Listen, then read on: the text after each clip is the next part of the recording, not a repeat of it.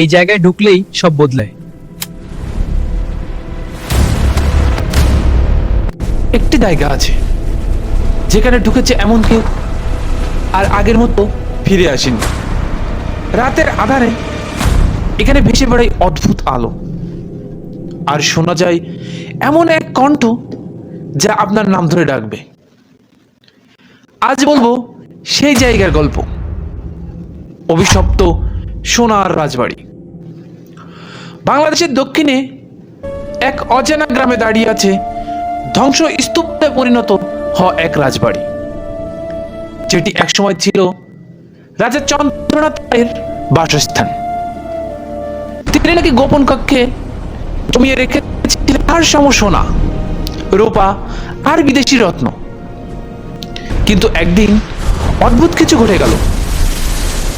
রাজবাড়ির সব দরজা হঠাৎ নিজে থেকেই বন্ধ হয়ে যায়, আর রাজ পরিবারের কেউ আর দেখা যায় না। লোককথায় শোনা যায় রাজা এক রহস্যময় মন্দির থেকে এনেছিলেন সোনার মুকুট, যা ছিল অভিশপ্ত। সেই মুকুটের পর থেকেই রাজবাড়িতে শুরু হয় এক অদ্ভুত সব ঘটনা।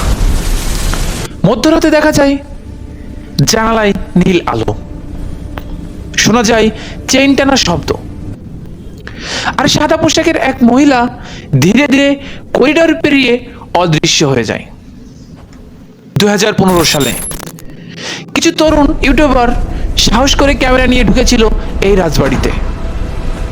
প্রথম কয়েক মিনিট সব ঠিক ছিল, কিন্তু ফুটেজে দেখা যায় একজন হঠাৎ ফ্রেম থেকে অদৃশ্য হয়ে গেল। তারপর শুধু শোনা গেল দমবন্ধ চিৎকার, কিন্তু ক্যামেরা মাটিতে পড়ে গেল। এরপর সব অন্ধকার। আজও কেউ জানে না ওই রাতে আসলে কি হয়েছিল। শুধু জানা যায় যারা ভিতরে যায় তারা আর আগের মতো ফিরে আসে না। তুমি কি সাহস করবে অভিশপ্ত সোনার বাড়িতে ঢুকতে? রহস্যের আরো গল্প পেতে সাবস্ক্রাইব করুন।